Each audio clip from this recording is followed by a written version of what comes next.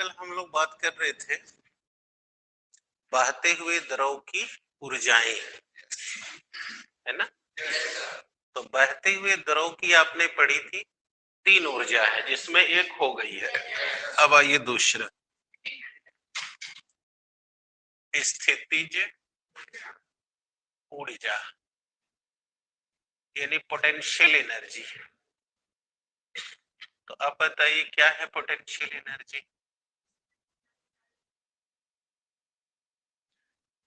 स्थिर अवस्था के कारण उत्पन्न ऊर्जा को स्थितिज ऊर्जा कहते हैं। अब देखो लिख दे रहे हैं, स्थिर अवस्था के कारण उत्पन्न ऊर्जा को स्थितिज ऊर्जा कहते हैं। अब सीखो बेटा, पोटेंशियल एनर्जी बोलो, स्थितिज ऊर्जा बराबर तुम लोग पढ़े हो mgh। कल वाला सब पढ़े हो, इसलिए आज नहीं बना रहा हूँ। बोलो, हमको हमारा जो द्रव बह रहा था उसका घनत्व तो पता था, द्रव्यमान नहीं पता था। तो बोलो द्रव्यमान बराबर घनत्व गुणे आयतन h।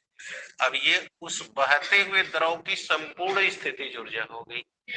अब हम उस एकांक का निकालेंगे, इसलिए एकांक आयतन की स्थितिज बोलो, एकांक आयतन कर दोगे बेटा तो v का वैल्यू 1 घन मीटर हो जाएगा। तो बोलो dgh आ गया। तो अगर हम इसको डिनोट कर दें पी डैश से, तो ये हो गया dgh।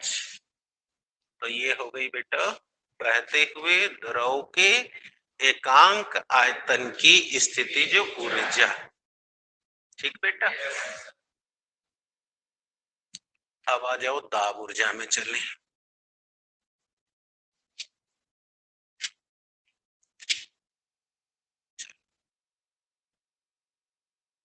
हाँ बेटा, एकदम फिट है ना, दिखाई दे रहा है, सुनाई दे रहा है ना सबको। ऑनलाइन बच्चों बताना।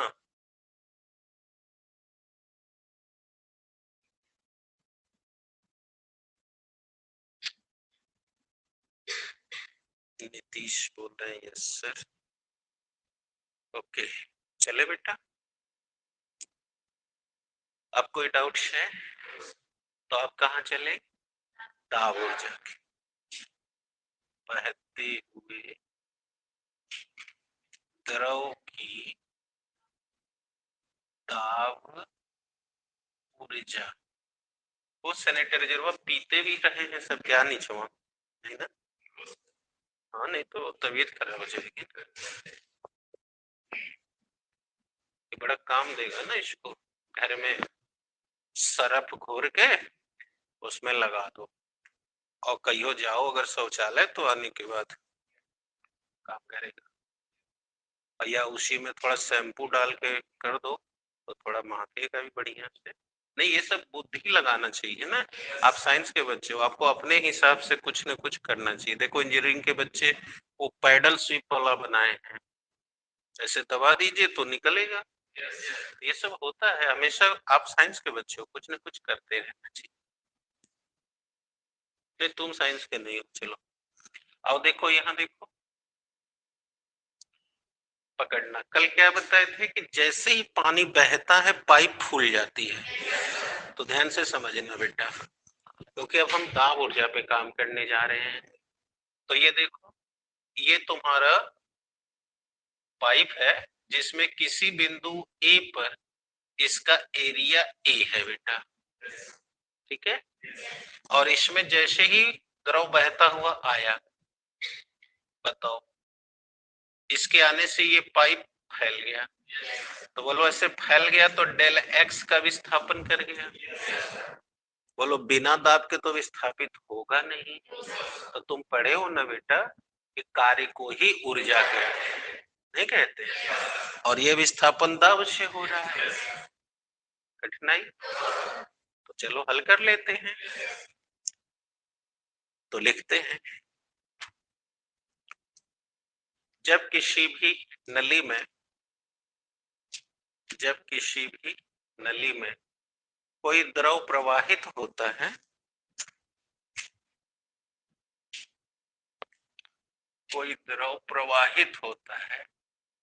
ये लो फिर मिटना बंद हो गया, कोई दिक्कत। हाँ, प्रवाहित होता है, लिखे बेटा। तो द्रव के प्रवाह के कारण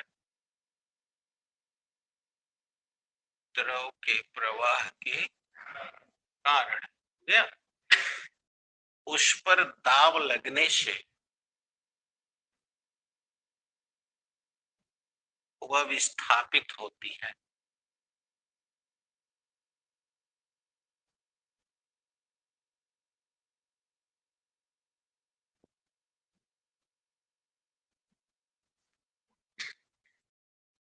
दाब लगने से वह विस्थापित होती है। देखे, आया समझ में?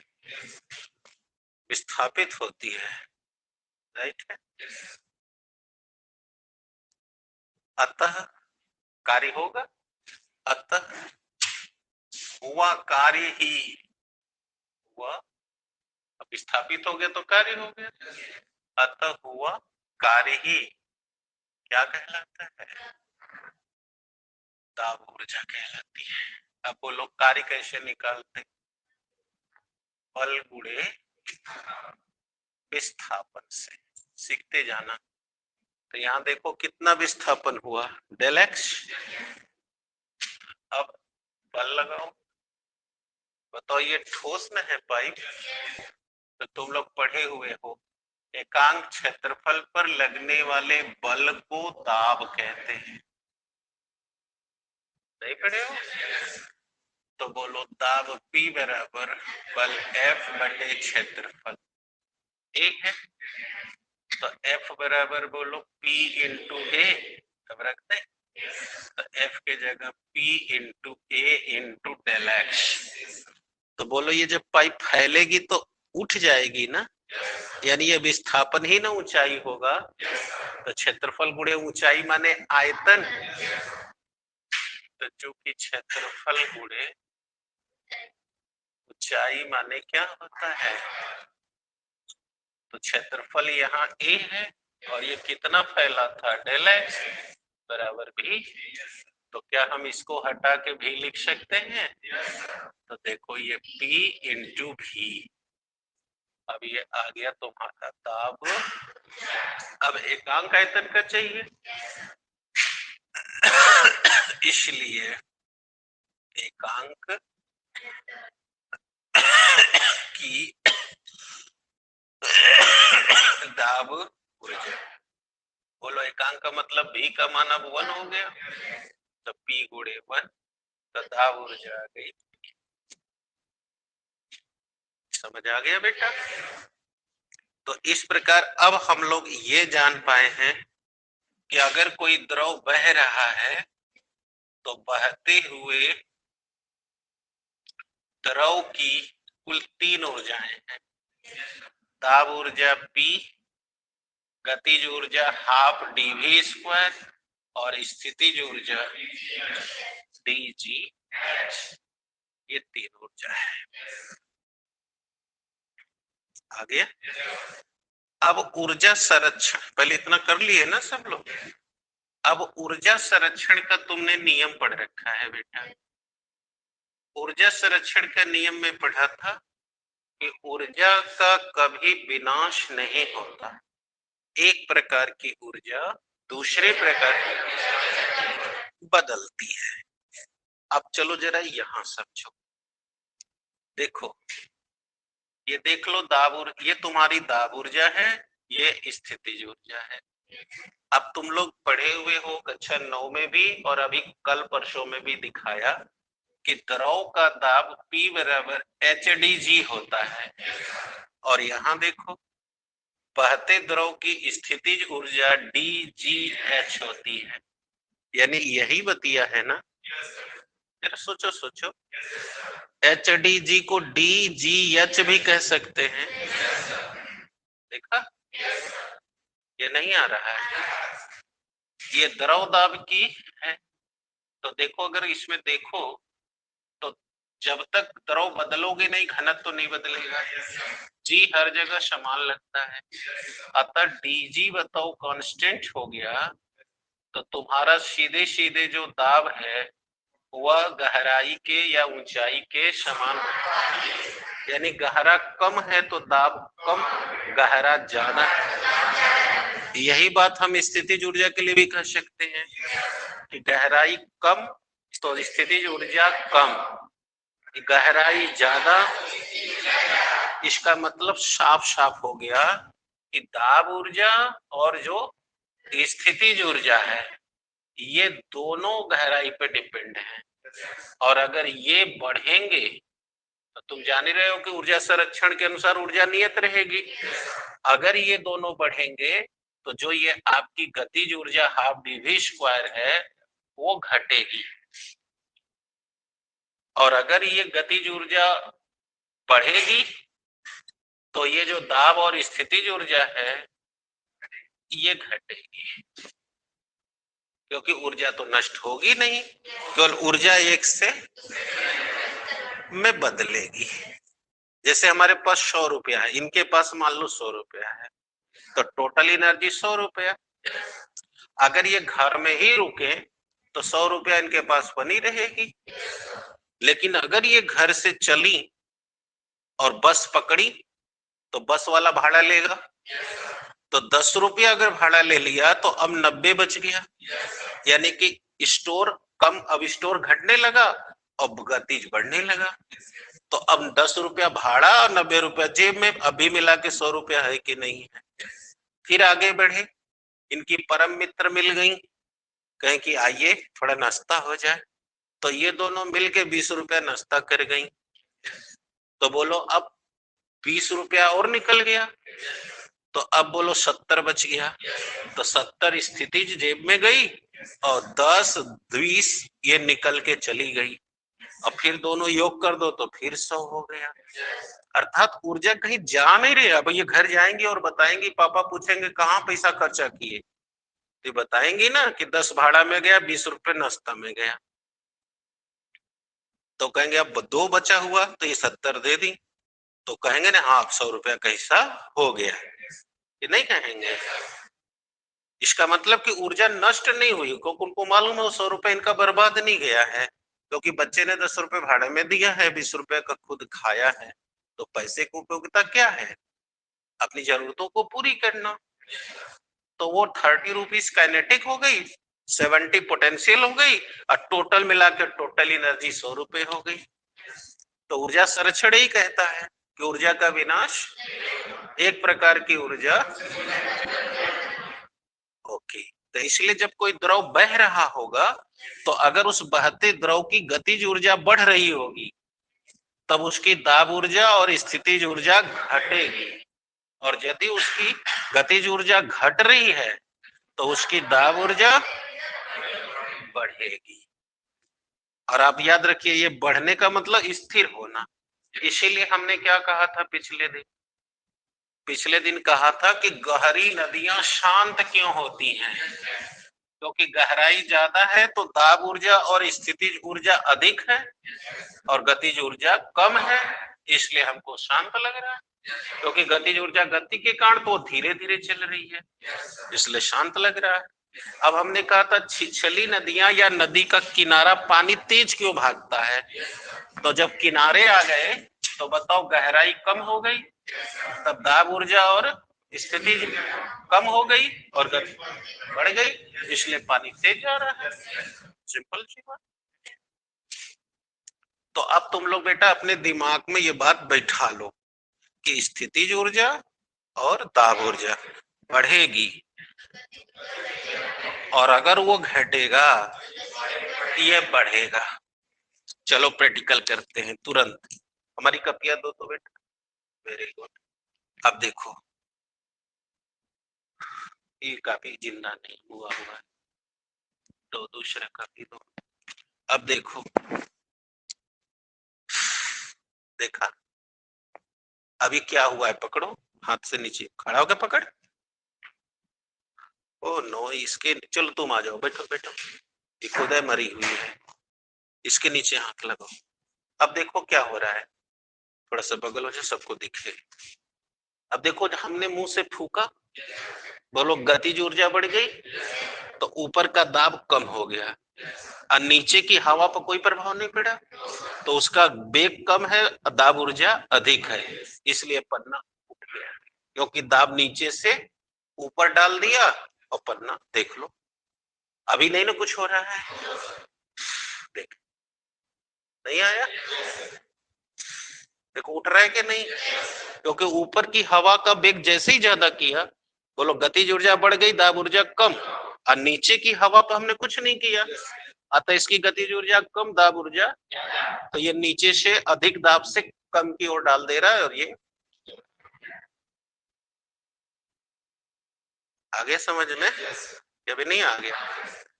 अब इस थ्योरी को बर्नौली ने दिया था, इसलिए अब हम बात करेंगे बर्नौली के थियरम में।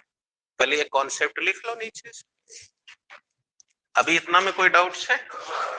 अब नीचे कमेंट करो, विशेष नोट करके लिखो, ताकि पढ़ते समय तुमको दिमाग में रहे कि ये विशेष क्यों लिखा गया है।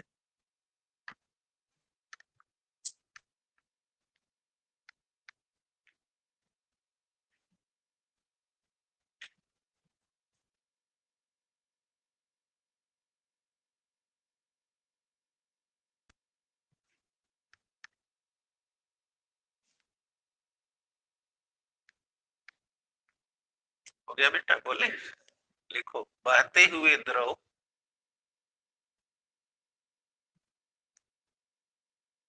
बहते हुए द्रव की यदि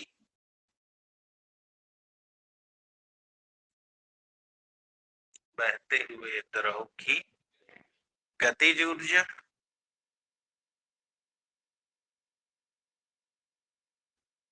बहते हुए द्रव की यदि बढ़ती है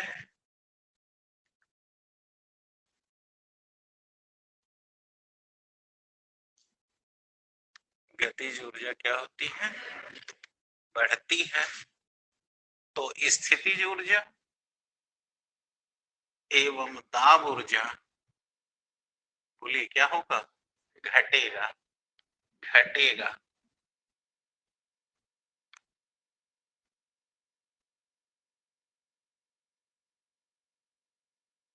लिखिए बेटा, क्या होगा, घटेगा। और यदि इसका ठीक उल्टा हो जाए, क्या, तो लिख लोगे, तो लिख लो।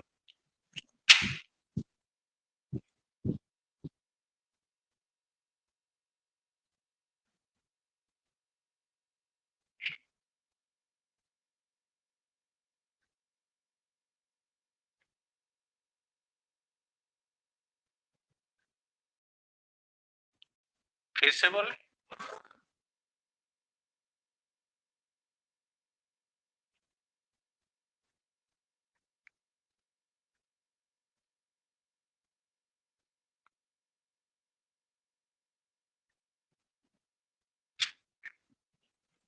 चले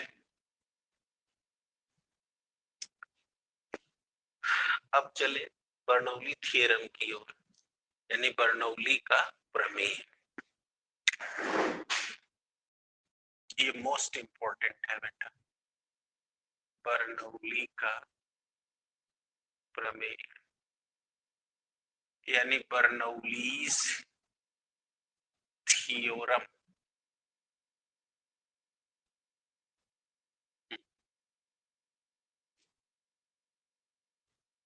ये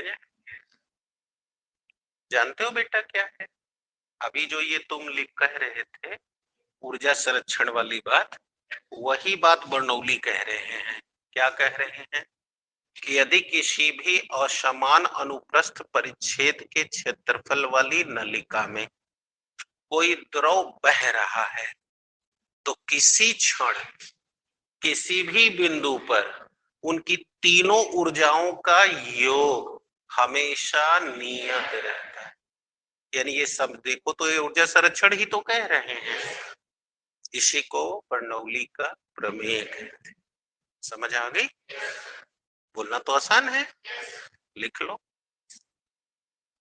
बर्नौली के प्रमेयानुसार, बर्नौली के प्रमेयानुसार यदि किसी असमान अनुप्रस्थ परिच्छेद के क्षेत्रफल वाली नलिका में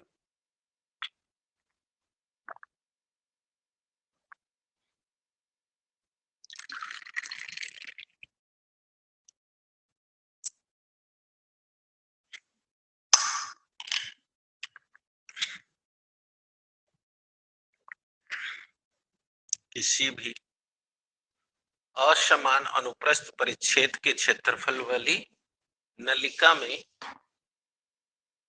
हो गया कोई अश्यान असंपीड्य, यानी कि समझ गए आदर्श करो, अश्यान असंपीड्य द्रव द्रव प्रवाहित हो रहा है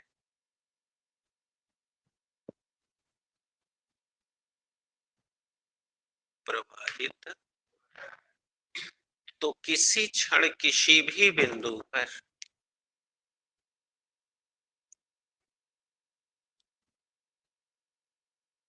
किसी क्षण किसी भी बिंदु पर बहते हुए द्रव की तीनों ऊर्जाओं का योग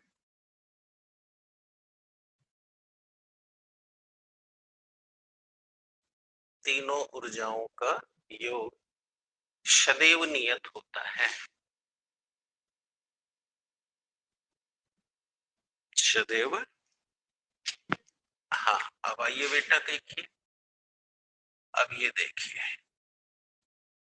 ये असमान अनुप्रस्थ परिच्छेद के क्षेत्रफल वाली, जो कल आप लोग देख रहे थे, कल हमने क्षैतिज लिया था, आज हमने असमतल रखा है।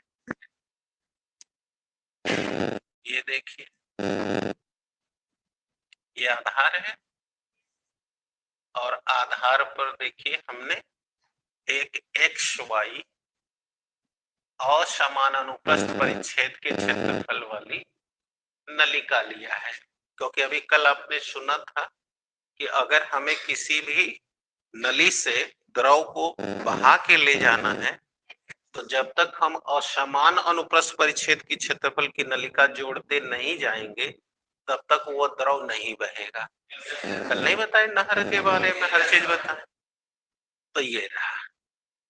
तो मान लिया ये असमान अनुप्रस्थ परिच्छेद के क्षेत्रफल वाली एक्स वाई नलिका है जिसके ए सिरे का क्षेत्रफल A1, बी सिरे का A2, एक्स सिरा आधार से H1 ऊंचाई पर, H2 ऊंचाई पर रखा गया है, जिसमें कोई द्रव, ये देखिए, जो अश्यान असंपीड्य है, अश्यान भी है और हाँ असंपीड्य है, राइट, अश्यान असंपीड्य है, जिसका घनत्व d है, बह रहा है। एक्स सिरे पर वेग v1, वेग v2 है तथा यहाँ दाब ऊर्जा P1 और दाब ऊर्जा P2 है। चले, कोई दिक्कत? मानिए, माना एक्स वाई एक असमान अनुप्रस्थ परिच्छेद के क्षेत्रफल वाली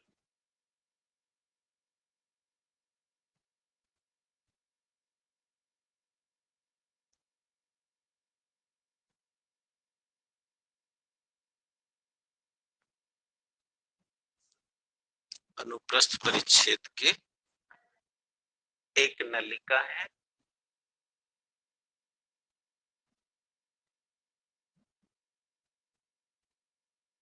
एक नलिका है, हो गया, जिसके एक्स सिरे, एक्स और वाई सिरे का क्षेत्रफल क्रमशः A1 A2। अब जल्दी जल्दी मारिए, A1 A2, ठीक, ऊंचाई H1 H2,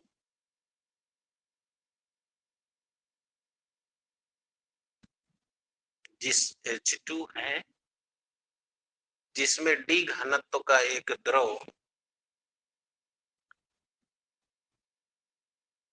प्रवाहित हो रहा है।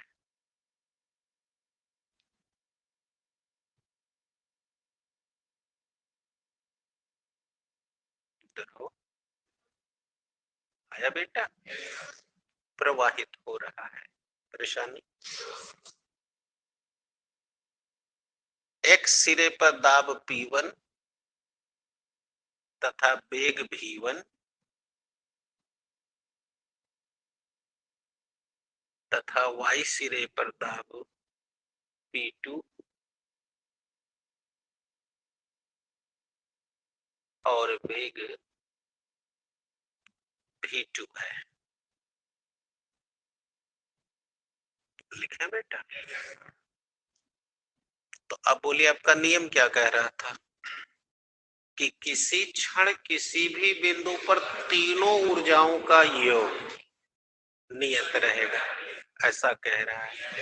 अर्थात आपका काम ये है कि अगर हम मान लें कि दाब ऊर्जा P है, गतिज ऊर्जा हाफ dv² है और स्थितिज ऊर्जा, तो ये कहना है कि इन तीनों का योग हमेशा, अर्थात अगर हम इस सिरे को 1 मान लें और कहें इसकी दाब P1 है, dv1 है और dgH1 है, क्योंकि आप जानते हैं कि द्रव का घनत्व तो तब तक नहीं बदलेगा जब तक पदार्थ न बदले। लेकिन यहाँ वेग V1 है, दाब ऊर्जा P1 है और इसकी ऊंचाई H1 है। अब उधर अगर कहें तो बोलो वहां P2 है, हाफ dv2² H2 है, तो यहां पर भी इनकी तीनों ऊर्जा का योग और यहां भी तीनों ऊर्जाओं का अगर बराबर रहे तब न कहेंगे कि हाँ भाई हर जगह नियत रह रहा है, क्योंकि यही रूल कह रहा है। तो बेटा हमको यही सिद्ध करना है कि इस सिरे पर तीनों ऊर्जाओं का योग और बराबर है, और अगर ऐसा हो जाए तो अब हम कह देंगे ना कि किसी जगह, किसी क्षण, किसी भी बिंदु पर तीन, ये बात हमें साबित करना है। आया बेटा? तो क्या करें, इस सिरे पर निकाल ले, उस सिरे पर निकाल ले, और अभी आपके दिमाग में ये तो हो ही गया है कि जहां वेग कम रहेगा वहां दाब ऊर्जा और स्थितिज ऊर्जा अधिक रहेगी, और जहां वेग अधिक होगा दाब ऊर्जा और स्थितिज ऊर्जा कम। तो चले एक एक करके कैलकुलेट करें। आइए पहले एक्स सिरे पे चलते हैं। एक्स सिरे पर बोलिए दाब ऊर्जा पहले निकालते हैं, है ना? तो यहाँ लिखते हैं एक्स सिरे पर 1 मिनट में, है ना, प्रवाहित द्रव, प्रवाहित द्रव की दाब ऊर्जा, अभी आज पढ़े हैं आप, PA इंटू भी, अभी अभी तो पढ़ा है। तो बोलो यहाँ पर दाब P1 है, क्षेत्रफल A1 है, वेग V1 है, सही है? ये प्रॉब्लम है? अगर है प्रॉब्लम तो हम लोग कर सकते हैं, कैसे? जैसे अभी हल किया गया था, क्या हल किया गया था कि यह दाब ऊर्जा किए गए कार्य के बराबर होगी, नहीं पढ़ाया गया था? तो कार्य बराबर बल गुणे, अब लीजिए अभी अभी बल पढ़ाए थे कि एकांक क्षेत्रफल पर लगने वाले बल को दाब कहते हैं। तो बोलो यहाँ दाब है P1, अब हम बल चाहते हैं, क्षेत्रफल A1 है, तो F बराबर P1 A1, बोलो रख दे। हाँ, कोई भी चीज नहीं आ रहा है तो देख लीजिए। अब ये विस्थापन, तो हमको विस्थापन तो नहीं पता लेकिन वेग पता है, तो बोलो वेग बराबर, अब तो निकल जाएगा। तो वेग यहाँ कितना है, विस्थापन जानना चाहते हैं, बोलो कितने समय में? 1 सेकेंड में। समय की इकाई अब जानते हैं सेकेंड होती, नहीं होती है। तो मिनट लेंगे तो सबका मिनट करके फिर सेकंड बनाना पड़ जाएगा, इसलिए डायरेक्ट कह दें। अब बोलो 1, तो बोलो V1 बराबर 1 का भागा दे दो, आ गया विस्थापन। देखिए यह बतिया हम डायरेक्ट लिख रहे थे। अब बोलो आ गई दाब ऊर्जा। अब जानते हो कि ऊर्जा ही कार्य है, तो अगर इस ऊर्जा को हम E1 से डिनोट कर दें तो बोलो बात बन जाएगी। ये दिक्कत, अब कहाँ चले? Y पर। इसी प्रकार बोलो कहाँ चले? Y सिरे पर 1 सेकंड में प्रवाहित द्रव की ऊर्जा, द्रव की, अगर आप लोग कहो तो आपकी बात डायरेक्ट लिख दें, बोलो वहां पर P2 हो जाएगा, P2। आप समझ जाओगे या मैं करके बना दूं? कोई डाउट? अब इस ऊर्जा को बोलो E2 कर दें तो ये हो गया P2A2V2, सही है। अब बताओ यहाँ दाब ऊर्जा ज्यादा है, कैसे जान गए? क्योंकि कल तुमने द्रव के अविरतता का सिद्धांत पढ़ा था कि अगर द्रव अविरत रूप से बह रहा है तो उसके वेग क्षेत्रफल के व्युत्क्रमानुपाती हो। बोलो यहाँ क्षेत्रफल ज्यादा है तो वेग कम, यहाँ क्षेत्रफल कम है। अभी पढ़े हो कि जब वेग ज्यादा होगा तो गतिज ऊर्जा और स्थितिज ऊर्जा, अरे वेग ज्यादा होगा तो गतिज ऊर्जा ज्यादा और दाब ऊर्जा और स्थितिज ऊर्जा कम हो। इसका मतलब कि यहाँ दाब ऊर्जा कम है, यहाँ, तो इसमें से इसको घटा दे तो ऊर्जा में हुआ परिवर्तन आ जाएगा। तो इसलिए ऊर्जा में हुआ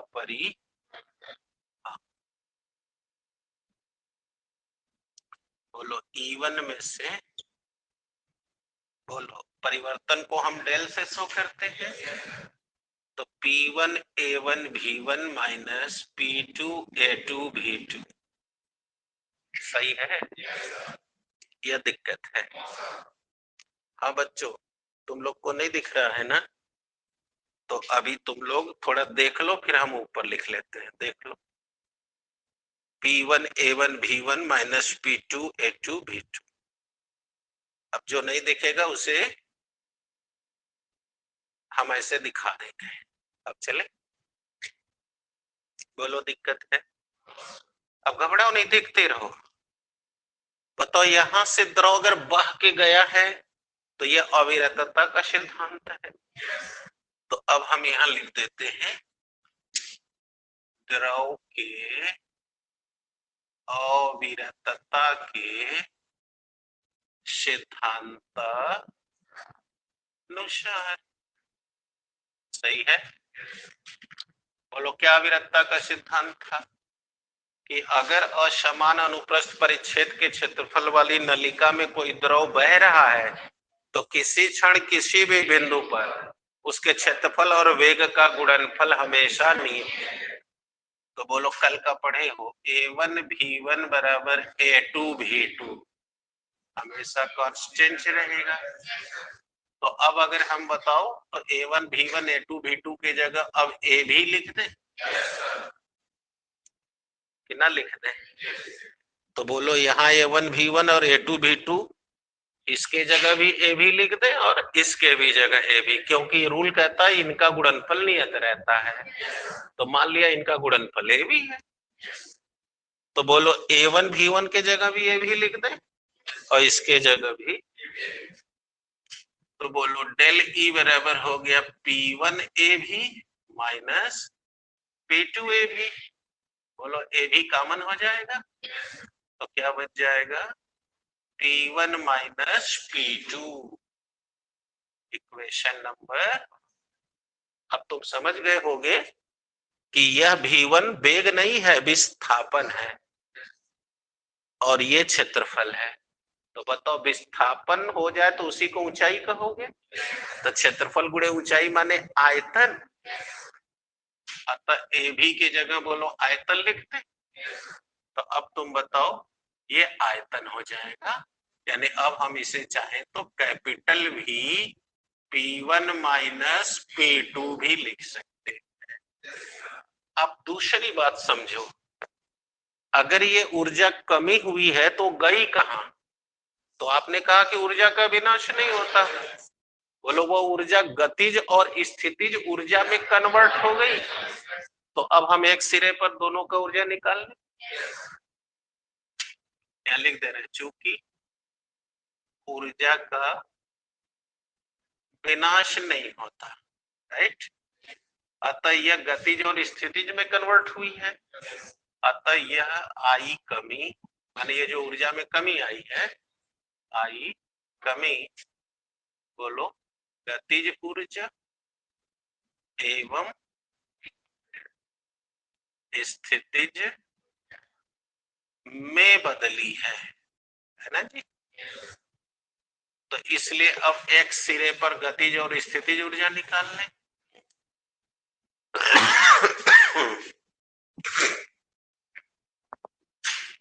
तो लिख दिया एक सिरे पर गतिज और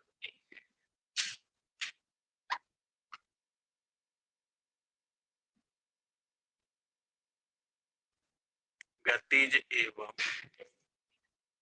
स्थितिज ऊर्जा। आप लोग जानते हो पीछे के चैप्टर में पढ़े रहते थे कि गतिज और स्थितिज ऊर्जा के योग को यांत्रिक ऊर्जा कहते हैं। अतः अगर इस ऊर्जा को E1 मान लें तो बोलो वो हो गई kinetic energy plus potential energy. बताओ बहते द्रव की गतिज ऊर्जा पढ़ के आ रहे हो ना, बोलो क्या होती है?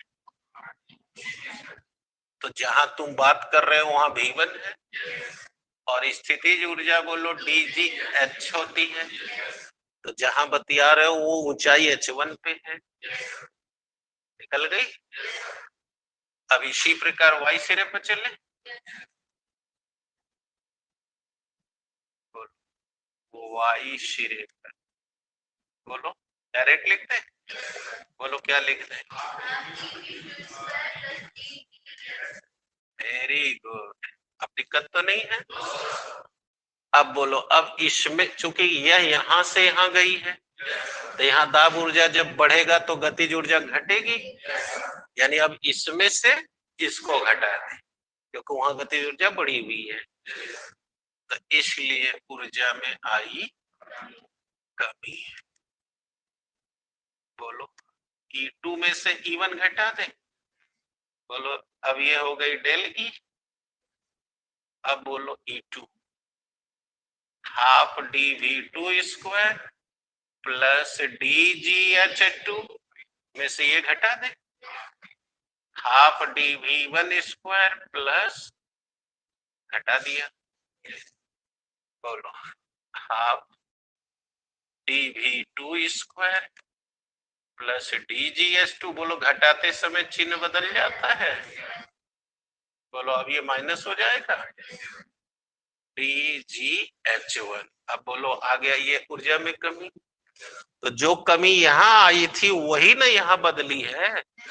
तो अब अगर हम इसको फर्स्ट माने थे और इसको, तो अब बोलो फर्स्ट बराबर, क्योंकि ऊर्जा का विनाश तो वहां दाब में थी, अब यहाँ इसमें कन्वर्ट हुई है। क्लियर है? तो अब हमारा आ गया भी P1 माइनस P2, बोलिए half dV2 square DgH2 minus half dV1 DgH1। आया कि नहीं आया? अब चलिए, अब हमें थोड़ा यहाँ पर वर्क करना पड़ेगा। वो क्या कि देखिए, तैयार हो तो बोलो। हम यहाँ पर गतिज ऊर्जा निकालना चाह रहे थे, और गतिज ऊर्जा, और हम यहाँ पर बात आयतन में चले गए थे, है ना, कि नहीं गए थे? तो अब हमको वहां पर थोड़ा काम करना पड़ेगा, और हम लोग यहाँ इनके मास से काम कर रहे। बोलो एम डी भी एम, गतिज ऊर्जा बराबर हाफ एम वी स्क्वायर, तो ये एम जी एच हो जाएगा। बोलो यहाँ भी एम एम, और अब यहाँ बोलो एम एम।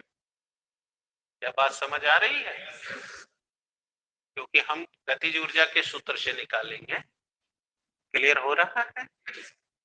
तो बोलो ये सभी में एम करना पड़ जाएगा, है ना? एम एम एम एम। तो बोलो यहाँ भी सेम चीजें हैं, एम भी टू, हाँ एम, ठीक है। अब चलिए, अब बोलिए इसमें से m कॉमन ले लें, तो m कॉमन हो गया, तो क्या बच गया? Half V2 square GH2 minus GH1। अब इसको बदल दीजिए, तो बोलो V P1 माइनस P2, द्रव्यमान बराबर घनत्व गुणे आयतन। एक्चुअली मैं ऐसा इसलिए किया, मैं यहां भी निकाल सकता था, क्योंकि यहाँ एकांक आयतन का मैंने ऊर्जा ले लिया था, और यहाँ मैंने एकांक का नहीं सारे का ले लिया था।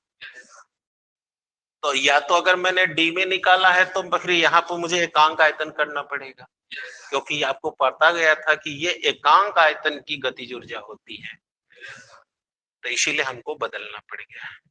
नहीं तो बिना बदले भी हम कर सकते थे कि जो दाब वाला है उसका भी एकांक निकाल लेते। अब समझ आ गई? तो अब बोलिए हो गया half dV2 square GH2 half V1 square minus, अब बोलो V से भी कट गया, अब आ गया P1 माइनस P2, पोस्ट खोल दीजिए। अब D का बोलो सब में गुणा हो गया। अब देखिए इधर भी एकांक हो गया, उधर भी एकांक, तो क्या पढ़े थे ना, एकांक आयतन की दाब ऊर्जा P होती है। तो हम चूंकि पूरे का ले लिए थे इसलिए मुझे वहां बदलना पड़ गया, अदरवाइज इधर ही आके अंक निकाल लिए होते। तब बोलो डी का गुणा हो गया, DgH2 हाफ dV1 स्क्वायर। अब 1 1 एक साइड कर दीजिए, 2 2 एक साइड कर दीजिए, तो P1 बोलो ये 1 वाला है, इधर आएगा तो हाफ dV1 स्क्वायर हो गया, ये भी आया तो प्लस DgH1 हो गया, हाई माइनस उधर चला गया, तो P2 plus half dV2 square DgH2 हो गया। अब आप मिला लीजिए, आपका सिद्ध हो चुका है कि नहीं? देखिए पहले छोर की तीनों ऊर्जाओं का योग और दूसरे छोर के तीनों ऊर्जाओं का योग, देखिए बराबर हो चुका है। यही ना बर्नौली कह रहा था। अतः अब इसको हम चाहे तो अब ऐसे भी लिख सकते हैं ना, कि नहीं लिख सकते हैं। अतः ऊपर देखिए लिख दे रहे हैं, ऊपर भी लिख दूंगा तो इन लोग को नहीं दिखेगा, तो यही लिख के लटका देते हैं। अतः बोलो दाब ऊर्जा, गतिज ऊर्जा और स्थितिज ऊर्जा तीनों का योग हो गया प्रूव्ड। ठीक, तुम लोग बेटा नीचे वाला देख लो, ये है, या रुको थोड़ा सा नीचे कर देते हैं, तुम लोग देख के उतार लो।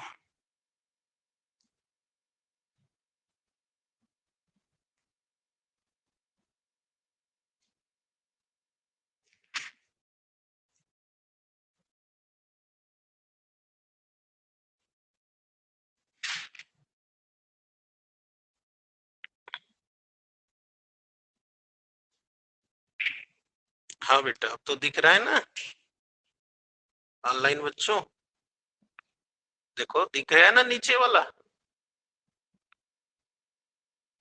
ओके बेटा, अब ये देख लो तो ऊपर कर देते हैं।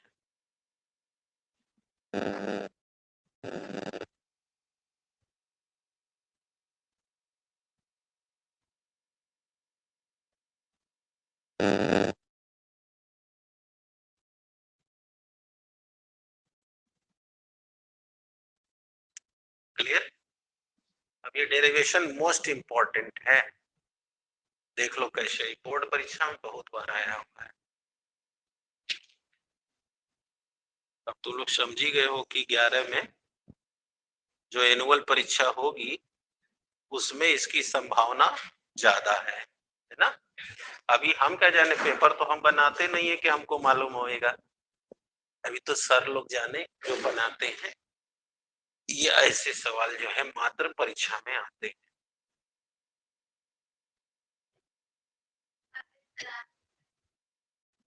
तो हम बनाते हैं तो हम थोड़ा नहीं बताते कि आएगा कि नहीं आएगा, कहो अभी आएगा कि नहीं आएगा हम क्या जाने, हमारे इतने जानकारी रहता तो हम यहाँ रहते, या हम जसूरी चले जाते हैं ऐसा ऐसा टोपी लगाते। चलो बेटा जल्दी करो। जुकाम है ना बेटा तो हंसो खुश रहो, तभी तो उसका प्रभाव खत्म होता है। दुखी मनाओगे हमको जुकाम हुआ है जुकाम हुआ है, तो वो और तकलीफ देता है। तो इसलिए पढ़ने में थोड़ा दिमाग लगाया करो तो काम बन जाएगा। अब बोलो बेटा कोई डाउट्स है? एकदम पक्का? आकांक्षा आपको कोई दिक्कत बेटा? चलिए ठीक है। तो बेटा देख लिया है ना कैसे डेराइव हुआ है, और देख लीजिए एक्स सिरे पर तीनों ऊर्जा का योग वाई सिरे पर तीनों ऊर्जा की योग के तुल्य हो गया है। इसीलिए हम लोग कह रहे हैं कि बहते द्रव की तीनों ऊर्जाओं का योग हमेशा नियत रहता है, यही कह रहे हैं बर्नौली। अब तो बर्नौली को बोल सकते हो कि किसी असमान अनुप्रस्थ परिच्छेद के क्षेत्रफल वाली नलिका में अगर कोई अश्यान और संपीड्य द्रव बह रहा है तो किसी क्षण किसी भी बिंदु पर उनकी तीनों ऊर्जा का योग हमेशा नियत रहता है। बोलो।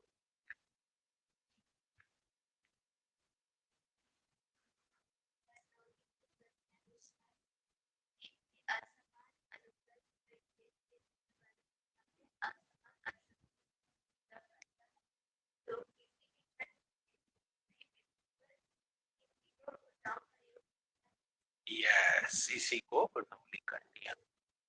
आ गया बेटा? कर लीजिए।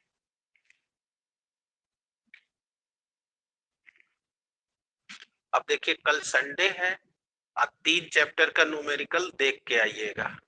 एक गुरुत्वाकर्षण वाले का बाकी है, एक अभी पिछले दिन प्रत्यास्था खत्म हुआ, फिर उसके पहले हमने खत्म किया पृष्ठ तनाव, और अभी ये चल रहा है, अभी इसमें 30% काम रह गया है। अभी हम बर्नौली के थ्योरम को एक और फॉर्म में ले जाएंगे जो आजकल नया मॉडल में आ रहा है, गुरुत्व शीर्ष, वेग शीर्ष और दाब शीर्ष के पद में, तो वो भी समझाएंगे।